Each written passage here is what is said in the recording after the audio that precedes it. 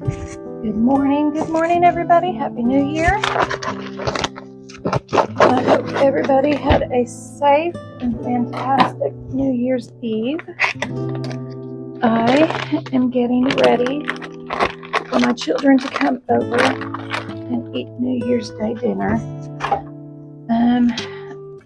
I've got some chicken. I'm making some chicken noodle soup, and of course, having leftovers from last night as well as yesterday. I'm just trimming some of the fat off this chicken. I made Chris some cube steak for lunch, and we have a bunch of that left over. So yeah, I'm just going to do that and make my homemade chicken noodle soup. I usually get Reamer's egg noodles, but I could not find them. Food City usually has them, or Priceless. And yeah, not this year. So I'm going to try my hand at making my own. So you guys get to walk through that journey with me. I'm just going to cut this up into smaller chunks. My dog is over here. She's already wanting this chicken. You can't have it, Miss Sadybug. And again, she has the zoomies, so you're going to hear her going in and out of her doggy door. And sorry, I had to take a break for just a second and get my little crock pot in here so I can just put my chicken chunks in there. But yeah, so I'm just going to trim the fat off of this. I've got about probably 6 chicken breasts that I'm putting in here. So I'm going to just trim these up, and I'm just cutting them into little cubes. Just like that. I'll be right back. Alright, I've got my chicken all cut up. And I'm going to season it with some of the Trader Joe's garlic salt.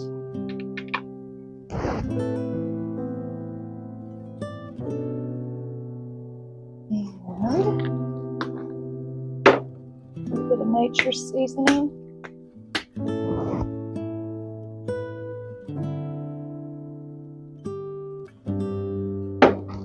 And a little bit of pepper.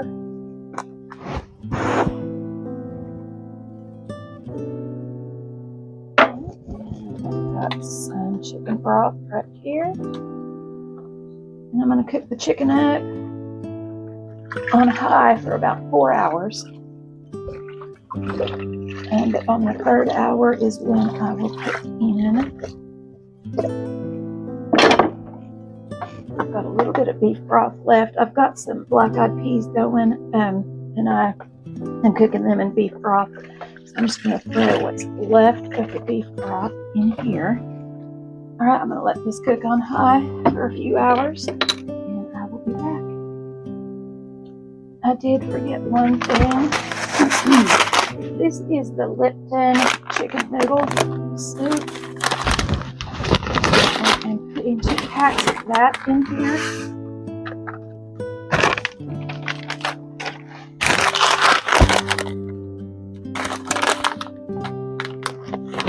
Easy. Let me get it open.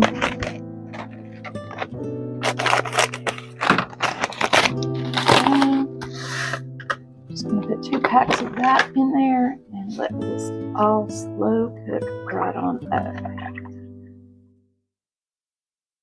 All right, while my chicken is cooking, I am going to start on an orange poke cake, an orange jello poke cake. So what I'm going to do is, I got this yellow cake mix from the Aldi. I'm just going to make this up according to what the box says. Y'all don't need to see that process, and then I'm going to bake it. I have my oven preheated at 350, so I'm just going to get this cake made, and I'll be back. I do want to show you guys the whisk that I got from Temu. I absolutely love it. You just see how flat it is? You just take this end and you twist it. See? It makes it so much easier to store. I'm going to get some more of these because this is genius, y'all. This is advanced technology. All right, just had to show y'all that. I've got the cake mix made up. I want to show y'all. My mother-in-law got me some little spatulas, and they say hot southern chick. How cute is that? So cute. They're Polydine, so I don't know where she got them, but they are cute, cute, cute. All right, I have greased my baking dish. So I'm just gonna get all this in here and put this in the oven. Okay, y'all, so I'm gonna have to improvise a little bit. The baking dish that I got out is a little bit too big for that cake, so I'm just gonna make a little bit of cake and add it in there and stir it around. So all I'm going to do, and I hope this turns out right, this is definitely experimental cooking with Stephanie, completely. I've got some all-purpose flour. Not all-purpose, self-rising, because I don't want to add all the stuff in it. It's just easier if you go ahead and do the self-rising. And I've got about, now that was about a half of a cup, I believe. Let me make sure. I want to give you guys the right measurements that way. If it turns out good, you guys can use it. And if it turns out like crap, then you'll know not to. Yes, that was about a half of a cup. All right, now I do know that I'm going to have to put quite a bit of sugar in this.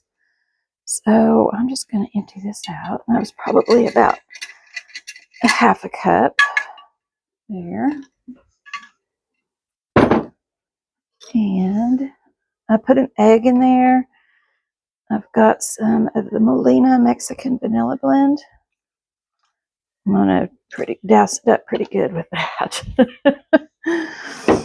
All right, let me get my water and my oil.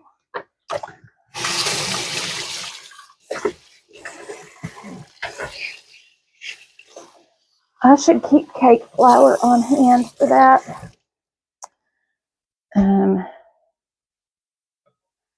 going to put in about a half of a cup of water.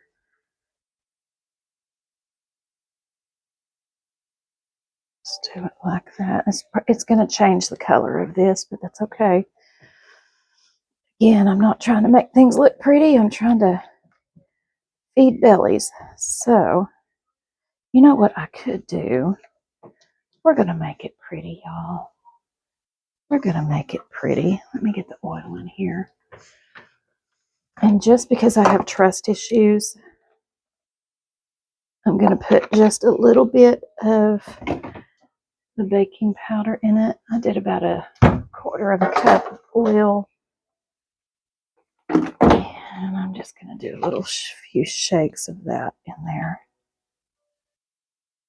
And maybe a little bit more sugar.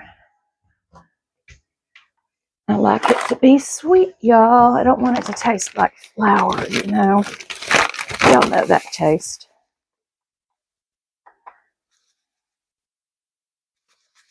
I want to make sure she's sweet. Okay, now watch me work, y'all. Watch me work. I am going to put some food coloring in it. And we're going to swirl this in. Maybe it'll be pretty. We will see. Let's do some red and yellow. Let's see if that will make it a little bit orange to match the jello. You'll see where I'm going with that? You see my thought process? All right, let's see. There's my dog coming in and out again. That way it doesn't look brown in there, you know, from that vanilla that I put in. That's what did it. Okay, all right. Experimental cooking with Stephanie. I think that should be enough. That should be enough. All right, so what I'm going to do is take my mixture and just pour it on top, and then I'll swirl it around. That should give me enough cake to fill this pan up. So, all right. I don't know if this is gonna work, y'all. We're gonna try.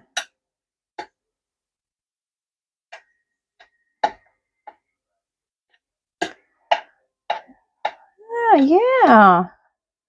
That ain't too bad.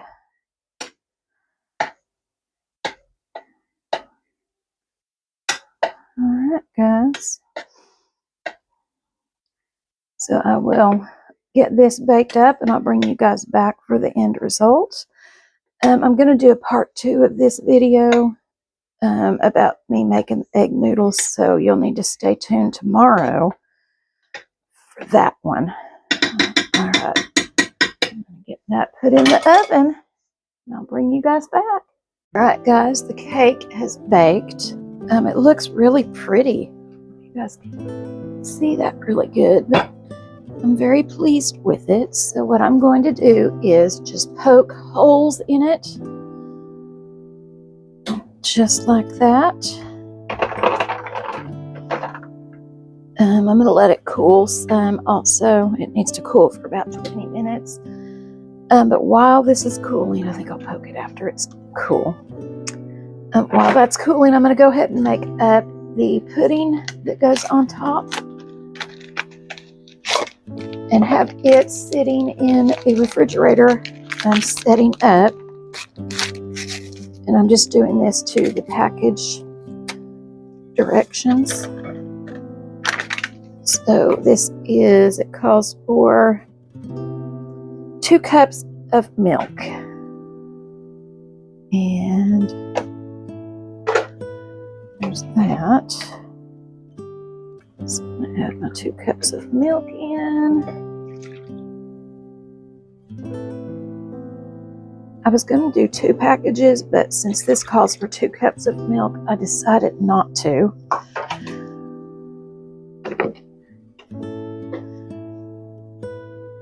So, I'll get that stirred up. I don't know if this is instant. This is instant. So it should thicken up for me. The only problem with this whisk is that it doesn't always stay. So you're kind of fighting with it. That's the only problem, but I'd rather have that problem than try and shove it somewhere and the whisk ends get bent up. I wonder if I could just, that might be better for me just to push it that way. All right, guys, I am going to get this stored up in the refrigerator to set. All right, the next thing I'm going to do, I've got the pudding already in the refrigerator. I'm going to prepare the jello. So all I'm going to do is put my jello pack in there, and I've got water boiling. Excuse me, Sadie. I have water boiling in my kettle over here. You guys can't see it. Just trust me that it's boiling. I'm going to get a cup of boiling water. That's all you need for the jello part. You're not going to put like a cup of cold water in it and let it set. You just need it to dissolve. Whoo, that got me, y'all. That got me. Okay. All right, so just going to stir this up until it dissolves. And when the cake is finally cooled, I'm going to pour this in it. So it needs to cool probably about another 15 minutes. So I'm going to let this dissolve really good. All right, so it's cooled down. I am going to take my jello and just pour it in.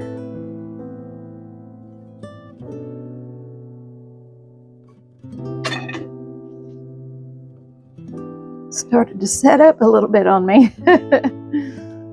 All right. And I'm going to put this in the refrigerator for about an hour. And then I'll be back.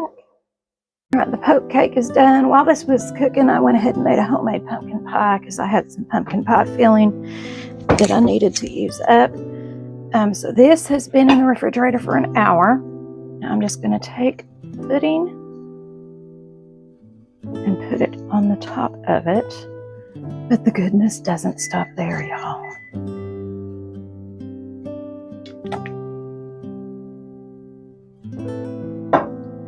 All right.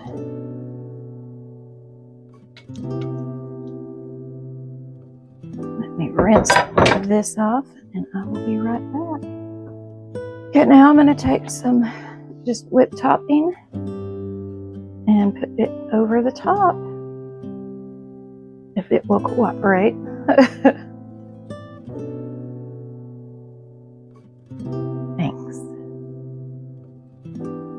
Thanks. My husband's over here telling me it looks beautiful and smells yummy.